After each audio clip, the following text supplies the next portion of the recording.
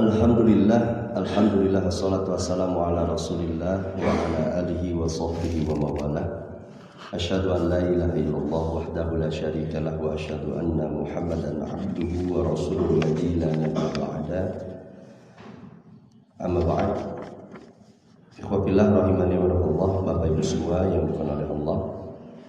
Kita lanjutkan hadirin hadis nomor ke-127 dalam kitab Riyadhus Shalihin.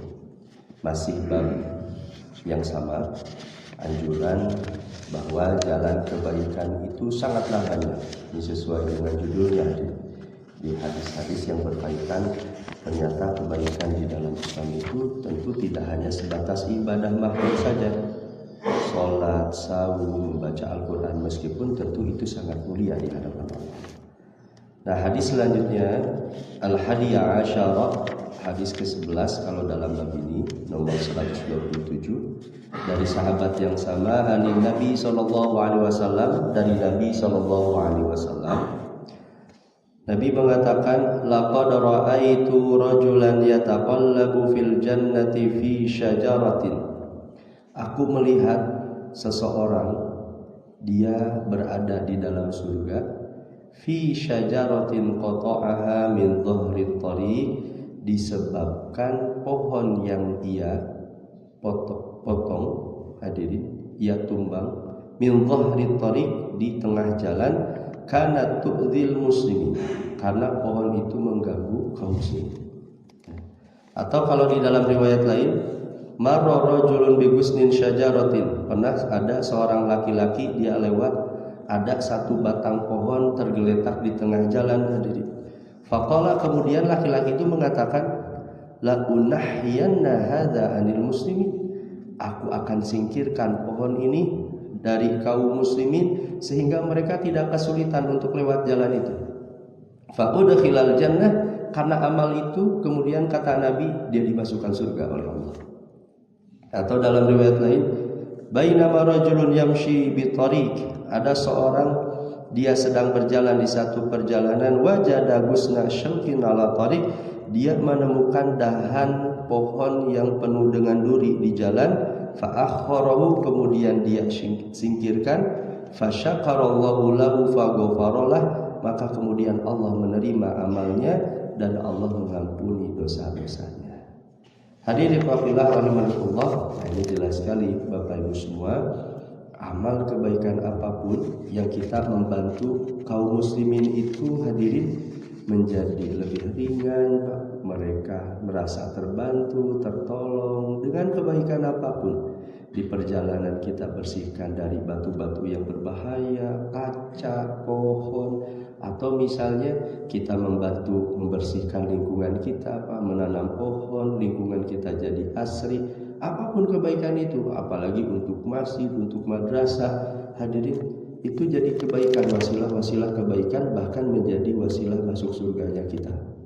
Ini bisa jadi seorang ibadah sholatnya biasa, tapi karena kebaikannya kepada orang lain, Allah masukkan dia ke surga. Mungkin karena dia senang menyingkirkan itu batu di perjalanan. Ini tanggung jawab, apalagi kalau misalnya orang yang memang diamanahi, para pemimpin, pejabat, dia senang untuk meringankan beban rakyatnya, pahalanya sebenarnya seorang pemimpin itu besar sekali. Tapi sebaliknya, bahkan Umar bin Khattab pernah mengatakan, andaikan di satu negara ada satu lubang, unta terjatuh karena lubang itu, setiap pemimpin nanti di hari kiamat akan bertanggung jawab karena lubang itu. Hanya seekor unta saja, kata Umar bin Khattab. Apalagi manusia yang mungkin bertahun-tahun, hadirin, jalannya tidak dibereskan, bertahun-tahun orang kesulitan ekonominya, distribusi, hadirin, barangnya karena jalannya tidak diperbaiki, maka justru sebaliknya. Hadis yang kedua, hadirin Bapak Ibu semua, nomor 128, masih dari sahabat yang sama. Qala Rasulullah sallallahu alaihi wasallam, Rasulullah sallallahu alaihi wasallam bersabda, man tawaddaa fa ahsanal wudu, siapa yang berwudu kemudian dia memperbagus wudunya, tsumma atal Jumat, dia kemudian pergi sholat Jumat, Fastama'a wa ansata, dia mendengar dan memperhatikan khatib dengan baik. Wa ansata, dia diam. Ghufira lahu ma baina wa bainal Jum'at, maka Allah akan ampuni dosa-dosanya antara Jumat dengan Jumat yang lain. Hari ini misalnya minggu ini kita sholat Jumat, hadirin, nanti sholat Jumat minggu depan, maka antara Jumat ke Jumat, Senin, Selasa, Rabu, Kamis, Sabtu, Ahad, andaikan misalnya hadirin kita punya kesalahan, dihapus dosanya karena sholat Jumat itu. Wa ziyadatu thalathati ayyam, bahkan ditambahkan 3 hari kata Nabi. Wa man masal haso, dan kata Nabi, siapa saja yang dia mengusap-usap kerikil ketika sholat Jumat, faqad lagha, maka dia sudah melakukan kelalaian. Maksudnya kalimat ini hadirin Bapak Ibu semua, ketika kita sholat Jumat, hati-hati, khususnya bapak-bapak, ketika sholat Jumat itu jangan sampai kita terlalaikan dengan hal-hal remeh dan itu bisa menggugurkan pahala sholat Jumat kita. Sholatnya mungkin tetap sah, tapi faidahnya, pahalanya gugur. Hari ini dulu mungkin para sahabat main kerikil, Pak. Tapi konteks hari ini mungkin orang, Pak, main karpet, main batu ali, Pak. Atau main apapun, misalnya dia pegang-pegang celananya, itu bisa menggugurkan pahalanya. Nah, maka sabarlah hadirin. Ini terkhusus ya buat bapak-bapak yang sholat Jumat, kita bersabar mendengarkan khotib ya 10-15 menit. Makanya para khotib pun sangat-sangat dianjurkan kalau mengisi khutbah Jumat tong panjang-panjang, Pak. Itu kalau terlalu panjang orang itu konsentrasi di atas 20 menit itu udah kurang bagus. Apalagi kalau misalnya dia temanya tidak fokus, cara menyampaikannya kurang baik, panjang lagi, Pak. Nah, itu pasti menjemukan sekali. Nah, makanya para khatib itu 15 menit itu cukup batasi. Saya pribadi dimanapun hadirin suka membatasi diri, kalau sudah lebih 15 menit gak boleh. Pokoknya bahkan beberapa khutbah Jumat saya 10 menit cukup. Saya pernah ngisi Bapak Ibu semua di Anur Bio Farma. Saya ingat sekali.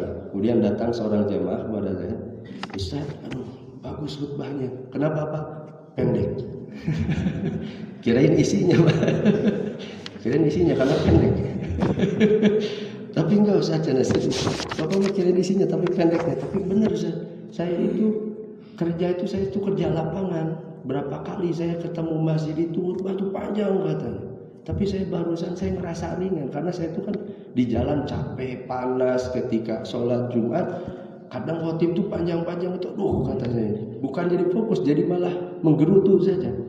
Nah, ini diantara karena kan banyak orang yang punya kebutuhan, aktivitas, makanya ringkas saja, padat, intinya apa sampaikan. Nah, itu yang bagus itu.